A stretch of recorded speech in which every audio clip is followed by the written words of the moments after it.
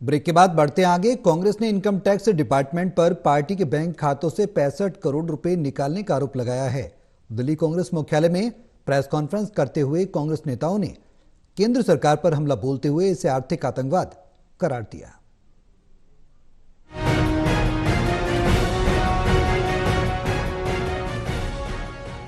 कांग्रेस ने केंद्र सरकार पर आर्थिक आतंकवाद शुरू करने का आरोप लगाया है और दावा किया है कि उनके खातों से 65 करोड़ रुपए से अधिक की राशि डाका डालकर निकाल ली गई है। कांग्रेस नेता जयराम रमेश ने आरोप लगाया कि लोकसभा चुनाव से पहले ये सब किया जा रहा है ताकि कांग्रेस को आर्थिक रूप से अपंग बनाया जा सके। की घोषणा की और नोटबंदी का एक ही मकसद था कि सारी पार्टियों को उत्तर प्रदेश के विधानसभा चुनाव न लड़ने आ जाए। और ऐसे ही 2024 के लोकसभा चुनाव के पहले प्रमुख विपक्ष पार्टी के खिलाफ यह कर आतंकवादी हमला हुआ है। इसका एक ही मकसद है, आर्थिक रूप से कांग्रेस पार्टी को अपंग बनाना, ताकि हम चुनाव नहीं लड़ पाए। वहीं पार्टी के संगठन महासचिव केसी वेणुगोपाल ने भी आरोप लगाया कि बीजेपी दुनिया के सबसे बड़े लोकतंत्र को तानाशाही राज में बदलने का प्रयास कर रही है। केसी वेणुगोपाल ने कहा कि बीजेपी द्वारा कांग्रेस के खिलाफ आर्थिक आतंकवाद शुरू किया गया है। हमें पैसा आम लोगों और कार्यकर्ताओं से मिला है। लोकसभा चुनाव से पहले मुख्य विपक्षी दल के खातों को एक तरह से हाईजैक कर लिया गया है। Financial terrorism imposed by the BJP government on Congress party. As per the latest information from the banks, the BJP government forced the banks of the Congress party, Indian National Congress, to transfer approximately rupees 65.89 crores from our deposits to the government.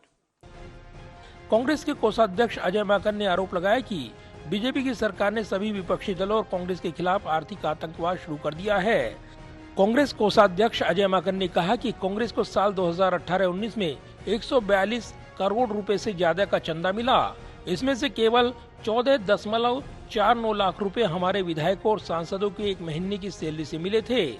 ये करीब 14 लाख रुपए cash में आने की वजह से हमारे ऊपर 210 करोड़ रुपए की पेनल्टी लगा दी गई। हमें 31 दिसंबर तक अपने खातों की जानकारी आयकर विभाग को देनी थी, लेकिन हमने 2 फरवरी 2019 को दी।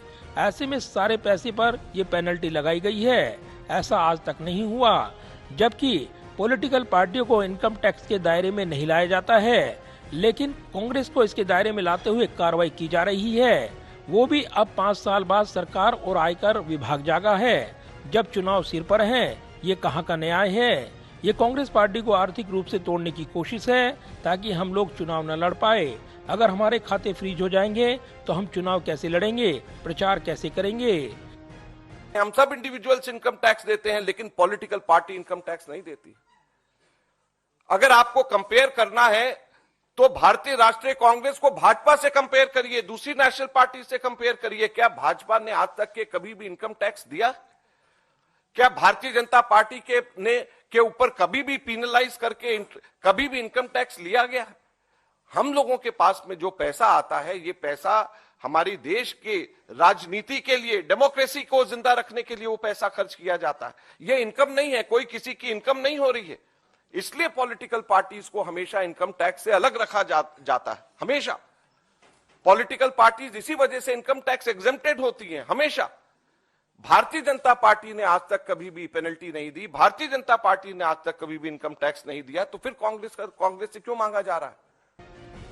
वहीं भारतीय युवा कांग्रेस के अध्यक्ष श्रीनिवासन बीवी ने आरोप लगाया कि उनके संगठन के खातों से जो पैसा निकाला गया वो कार्यकर्ताओं ने जमा किया था। उन्होंने कहा कि जनता इस तानाशाही रवैये का जवाब देगी। आयकर विभाग ने पिछले दिनों 210 करोड़ रुपए की रिकवरी की मांग का हवाला देते हुए कांग्रेस के प्रमुख खाते फ्रीज कर दिए थे। हालांकि बाद में आयकर अपीलीय अधिकरण ने अगली सुनवाई होने तक उनके खातों पर रोक हटा दी थी। कैमरामैन विदर्भ के साथ प्रदीप कुमार, टोटल न्यूज, दिल्ली।